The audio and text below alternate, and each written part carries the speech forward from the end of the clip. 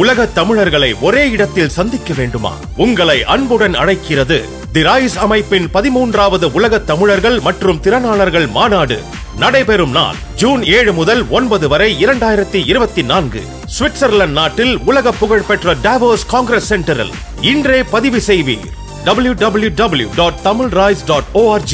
தொடர்புக்கு 9150060032.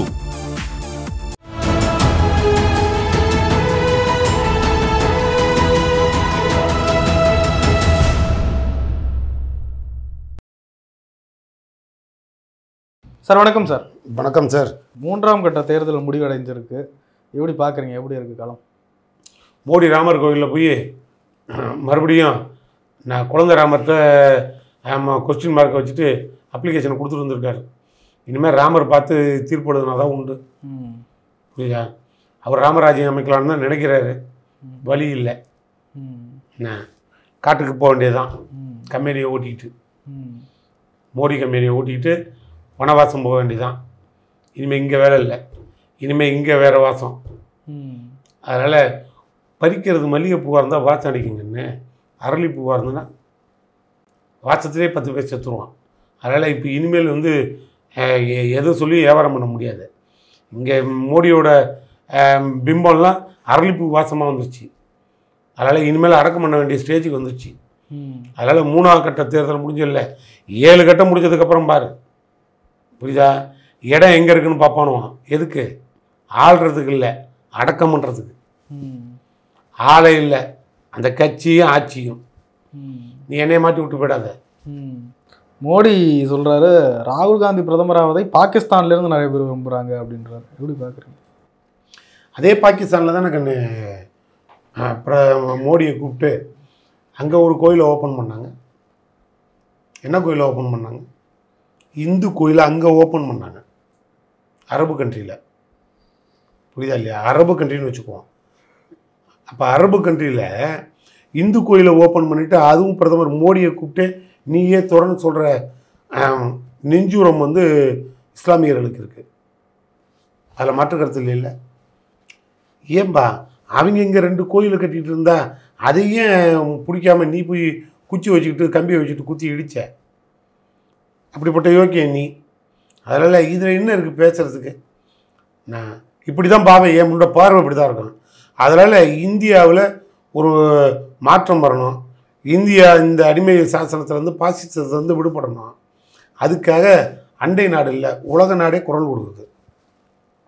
அதில் ஒன்றும் மாற்றுக்கிறது இல்லை. உலக நாடே குரல் கொடுக்குது. எந்த நீங்கள் கொண்டு வந்த பாலிசியில் மசோதாவில் எந்த நாடு தலையிட்டு கண்டனம் தெரிவிக்கலை.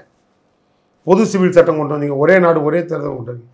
எல்லாத்துக்கும் உலக நாடே கண்டனம் தெரிவிக்குது. இவர் யாரை போய் எதிர்த்து வசனம் பேசியிருக்காரு? அதனால் மோடிக்கு இங்கே கண்டனம்லாம் கிடையாது.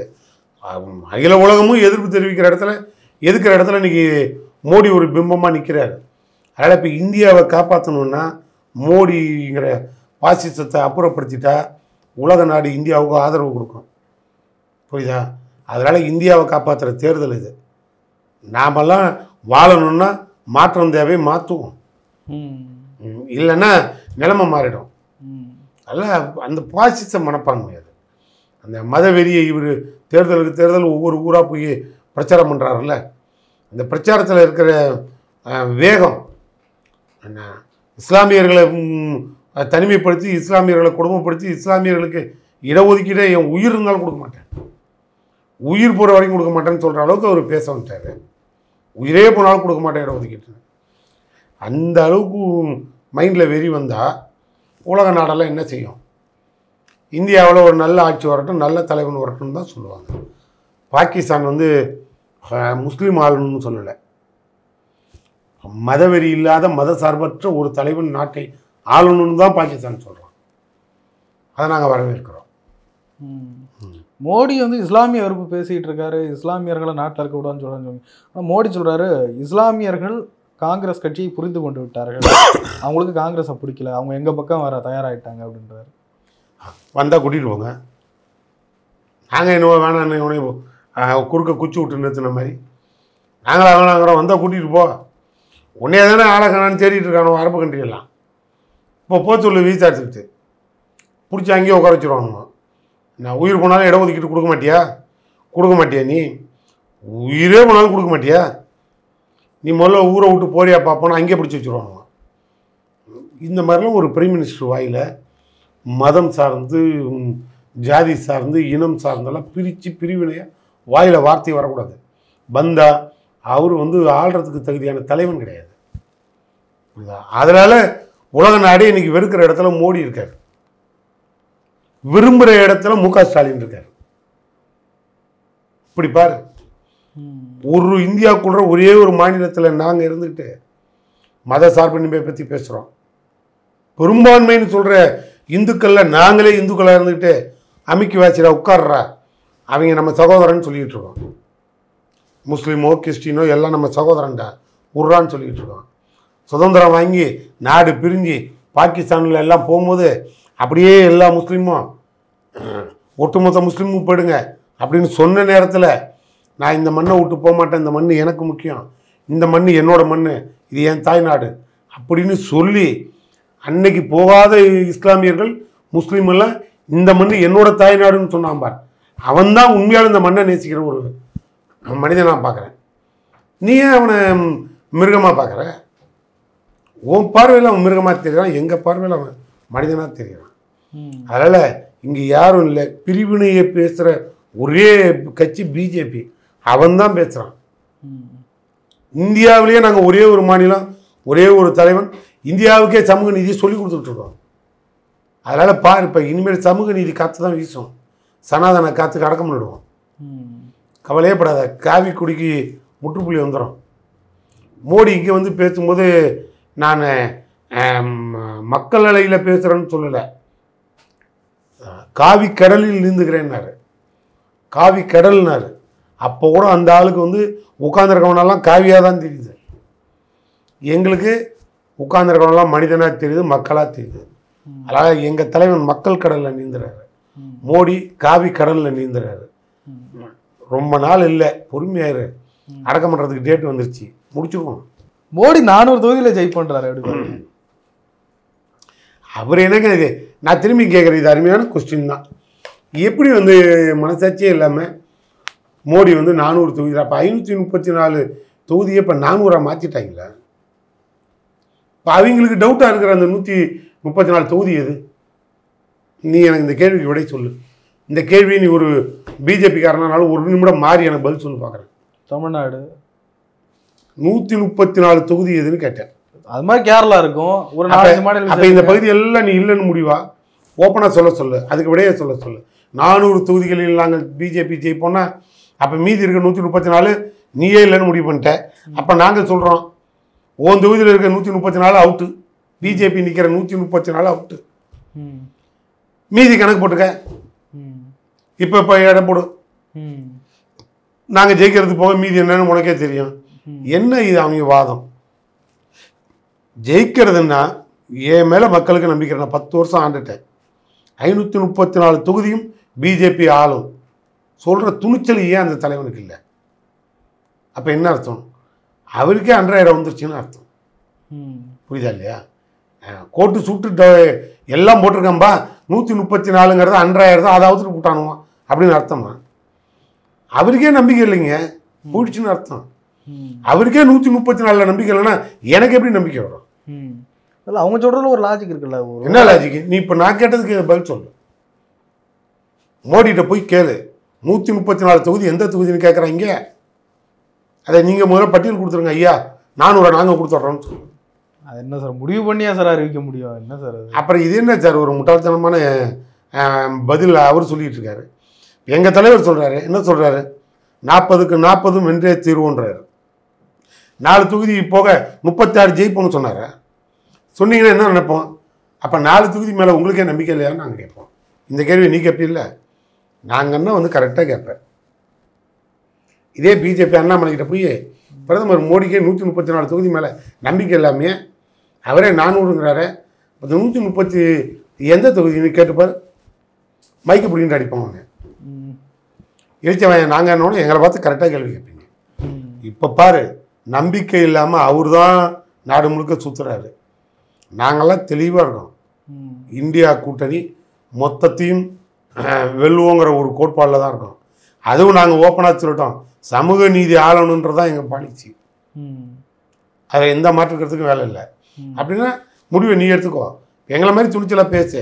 40 வெல்வோம், 40 நமதே, நாடும் நமதேன்னு தான் எங்கள் தலைவரோட பாலிசி.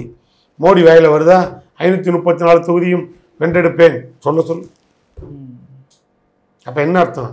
அவங்களுக்கே நம்பிக்கை இல்லை, நீ ஏன் தலையாக போட்டு ஊட்டிட்டு கிடக்குற. மோடி சொல்கிறாரு இந்தியா கூட்டணி வந்தால் பிரதமர் பதவியெல்லாம் ஏலம் விட ஆரம்பிச்சிருவாங்க, நாங்களாம் நிலையாக இருக்கோம் பாருங்க. ஸ்டாலினுக்கு ஒரு வருஷம், ராகுல் காந்திக்கு ஒரு வருஷம், அவங்க அங்கே ஒன்று இங்கே ஒன்று, மம்தாவுக்கு ஒரு வருஷம்னு விட்டுருவாங்க அப்படின்னு.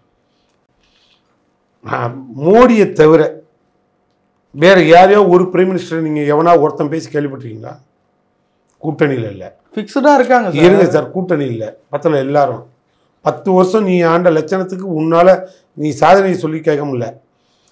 பிரைம் மினிஸ்டர் எதுக்கு வந்து 5 பேர் இருக்காங்க 6 பேர் இருக்காங்கன்னு இப்போ உனக்கு தெரியுதா? எங்கள் கூட்டணியில், இந்தியா கூட்டணியில் பிரைம் மினிஸ்டரே இல்லை, யாருன்னு தெரிலன்னா. இப்போ மோடி சொல்லிட்டாரு அங்கே 5-6 பிரைம் மினிஸ்டர் குவாலிஃபைடோடு இருக்காங்க. அர்த்தம் புரியுதா உனக்கு? மோடிக்கே தெரிஞ்சிருக்கு 5-6 பிரைம் மினிஸ்டர் பவர்ஃபுல்லாக இருக்காங்க நம்மளை எதிர்த்துன்னு. மோடி எதுக்கு ஆள் இல்லைன்னு சொல்கிறது? அண்ணாமலைகிட்ட போய் சொல்லு, அண்ணாமலை இனிமேல் இது மாதிரிலாம் பேசாதீங்க சார், மோடிக்கு ஆப்போசிட்டில் ஆளே கிடையாது இந்தியாவில்னு பேசாதீங்க. மோடியே உணர்ந்து அவரே புரிஞ்சுக்கிட்டு அவரே சொல்லிட்டாரு ஆப்போசிட்டில் 5-6 பிரைம் மினிஸ்டர் ரெடி ஆகிட்டாங்கன்னு. அதனால் அவருக்காவது அறிவு இருக்குது, அந்த அறிவு கூட உனக்கு இல்லைடான்னு சொல்லி பேசு. அதனால் அதில் ஒன்றும் மாற்றுக்கிறதுக்கே வேலை இல்லை. இங்கே 6 மாதத்துக்கு ஒருத்தர் இருந்தாருன்னா 10 நாளைக்கு ஒருத்தர் இருந்தாருன்னா ஆக மொத்தம் பிரைம் மினிஸ்டருக்கு தகுதியான நபர்கள் நிறையா இருக்குன்னு தெரிஞ்சு போச்சு. அது நமக்கு மகிழ்ச்சியான செய்தி. மத உணர்வை தூண்டி விட்டு தான் பிரச்சாரம் பண்ணுறாரு. அது இன்னும் வடக்கில் இது நான் பெருசாக கை கொடுக்குன்றாங்களே, எப்படி பார்க்குறேன்? வடக்கு மட்டும்தான் சார் மத உணர்வு இருக்குதுன்னு நினைக்கிறீங்க என்ன? அங்கே மட்டும்தான் சாதிக்கு ஒரு நீதி இருக்குது, இங்கெல்லாம் சமூக நீதி இருக்குது. எங்கள் பிரச்சாரத்தோட உச்சக்கட்டமே அதான். நார்த்தில் அந்த மக்களுக்கு ஒரு விழிப்புணர்வே இல்லாமல் சாதியை காட்டி, மதத்தை காட்டி, ராமர் கோயிலை காட்டி, ஒரு கூடையில் அப்படியே பிடிச்சி உள்ளே வச்சு ஒரு அமுக்கி நீ இப்படி தான் இருக்கணும், ஏஞ்சி வந்துடாத, உள்ளேயே படுத்துரு, ஓட்டு போடுற அன்றைக்கி சொல்கிறேன் வெளியில் வா, 500 ரூபா பணம் அனுப்புகிறேன், வாங்கிட்டு திரும்பி போய் படுத்துக்க. இப்படி தான் அங்கே அப்படியே ஒட்டுமொத்த மக்களையும் கூடைக்குள்ள போட்டு அடக்கம் பண்ணி வச்சுருக்கீங்க. அவங்களுக்கெல்லாம் விடுதலைக்கு உண்டான போர் தான் இந்த தேர்தல். அதனால தான் திரும்பி சொல்கிறேன், மோடியோட பிரச்சாரம் நார்த்தில் சாதிக்கு ஒரு நீதி, சவுத்தில் சமூக நீதி. இப்போ சமூக நீதி ஜெயிக்குமா, சாதிக்கு ஒரு நீதி ஜெயிக்குமாங்கிறத 5ஆம் தேதி முடிவெடுத்துக்கும். நிறைய ஒரு கேள்வி சார். அண்ணாமலை சொல்கிறாரு காங்கிரஸும் ஆம் ஆத்மியும் ஊழல் கட்சிகள்னு மக்கள் புரிஞ்சுக்கிட்டாங்க, இனி அவங்கள மக்கள் ஆதரிக்க மாட்டாங்க அப்படின்ற. ஊழல் கட்சின்னு சொல்கிற அளவுக்கு உனக்கு அறிவு இருந்ததுன்னா அவங்க மேலே 10 ஊழல் வழக்கை போட்டு உள்ளே பிடிச்சி போட்டிருந்தா மக்கள் நம்புவாங்க. ஆள்றது நீ, எங்களுக்கு ஒன்றும் வேலை கிடையாது. அப்படி எங்கள் மேலே இப்போ வந்து 10 வருஷம் நீ ஆண்டுட்டு ஊழல் கட்சி 2 ஊழல் கட்சி 2ன்னு சொன்னீங்கன்னா நீ தான் முட்டாள். தெளிவாக இருக்கான். நான் திரும்பி கேட்குறேன், யார் ஊழல் கட்சின்னு இப்போ எதிர்கட்சியெல்லாம் போய் பிரச்சாரம் பண்ணும்போது 7.5 லட்சம் கோடி உன்னோட டிபார்ட்மெண்ட்டில், அது சிஏஜி அறிக்கையில் 7.5 லட்சம் கோடி ஊழல்னு புட்டு எடுத்து தனித்தனியாக வச்சுட்டானே, ஒருத்தன் கூட பதில் சொல்லலையே. அப்போ இதில் யார் ஊழல்? கருப்பு பணத்தை மீட்டு வரேன்னு சொல்லிட்டு அவனோட கட்டிங் வாங்கிட்டு அப்படியே எல்லாருக்கும் பார்ட்டாக பிரித்து கொடுத்துட்டு வந்துட்டியே, யார் ஊழல்? ஊழலுக்கு பேர் போன ஒரே கட்சி பிஜேபி. அதை இன்றைக்கி அத்தனை எதிர்கட்சியும் ப்ரூவ் பண்ணிட்டான். மோடியோ இல்லை இவங்களோ வந்து காங்கிரஸ், ஆம் ஆத்மி, திமுக இதெல்லாம் ஊழல் கட்சின்னு சொன்னால் பிடிக்க தவறுன நீ இத்தனை கட்சிக்கிட்ட இருந்தோம் எவ்வளோ கட்டிங் வாங்கின அதையாவது சொல்லு. எதுக்கு பிடிக்காததுக்கு உனக்கு ஒரு ஆட்சி? ஊழல் பண்ணுறவனை பிடிக்கிறதுக்கு தானே உனக்கிட்ட ஆட்சி. உனக்கு பிடிக்க யோக்கியதல் இல்லை, யார் மேலேயும் நடவடிக்கை எடுக்கல, இல்லை ஒன்றும் இல்லை, நாங்கள் யோக்கியம் தானே. அப்போ நீ யார் அயோக்கியன்னு நீயே மக்கள் முடிவு பண்ணிட்டோம். அதனால தான் சொல்கிறோம், எந்த மாற்றுக்கிறதுக்கும் வேலை கிடையாது. 7.5 லட்சம் கோடி ஊழலுக்கு முற்றுப்புள்ளி வைக்கிறதெல்லாம் அது 5ஆம் தேதிக்கு அப்புறம், ரிசல்ட்டுக்கு அப்புறம் பாருங்கள். அவரில் இடி அனுப்பினார். இதே இடி தேர்தலுக்கு பிறகு மோடி வீட்டு கதவையும் தட்டும். தட்டி எந்த வேலை பார்த்தியோ அந்த வேலைக்கு மறுபடியும் கொண்டு போய் 2 பீடி கட்டை கையில் கொடுத்து உட்கார வச்சிரும். கவலையே படாத. அதை நாங்கள் பழி வாங்குற எண்ணத்தில் இல்லை. ஏற்கனவே சிஏஜி கொடுத்த அறிக்கையின்படி சொல்கிறேன். 7.5 லட்சம் கோடிக்கு இதே இடி டிபார்ட்மெண்ட் மோடி கதவை தட்ட தான் போகுது. பிடிச்சிட்டு வந்து உட்கார வச்சு 2 பீடி கட்டை கொடுக்க தான் போகுது. மாற்றுக்கிறதுக்கே வேலை இருக்காது. பொறுத்திருந்து பாரு. சார் நிறைய விஷயங்களை பேசுனீங்க. நன்றி. நன்றி. உலக தமிழர்களை அழகின் உச்சமான சுவிட்சர்லாந்தில் சந்திக்க ஓர் அரிய வாய்ப்பு. தி ரைஸ் அமைப்பின் 13வது உலக தமிழர்கள் மற்றும் திறனாளர்கள் மாநாடு நடைபெறும் நாள் ஜூன் 7ஆம் தேதி முதல் 9 வரை 2024 சுவிட்சர்லாந்து நாட்டில் உலக புகழ்பெற்ற டாவோஸ் காங்கிரஸ் சென்டரில். முன்பதிவிற்கு www.tamilrise.org. தொடர்புக்கு 9150060032.